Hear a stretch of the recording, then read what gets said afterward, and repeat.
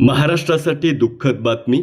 आज सकाळी जिल्हा परिषद पंचायत समिती निवडणुकीच्या प्रचारासाठी अजित पवार बारामती दौऱ्यावर होते. सकाळी नेहमीप्रमाणे उत्साहात दौऱ्याची सुरुवात झाली, मात्र नियतीला काही वेगळेच मान्य होते.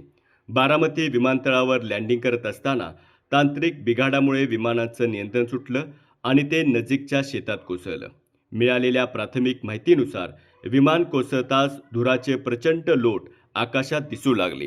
स्थानिक नागरिकांनी जीवाची पर्वा न करता मदतीसाठी धाव घेतली. विमानात अजित पवार यांच्यासह त्यांचे वैयक्तिक सहाय्यक आणि सुरक्षा रक्षक असे एकूण 6 जण होते. सर्वांना तातडीने बारामतीमधील हायटेक रुग्णालयात नेण्यात आलं, मात्र डॉक्टरांनी त्यांना मृत घोषित केलं. एका पहाटेच्या शपथविधीपासून ते प्रशासनावरील जरबेपर्यंत महाराष्ट्राने अजित पवारांचे अनेक पैलू पाहिले.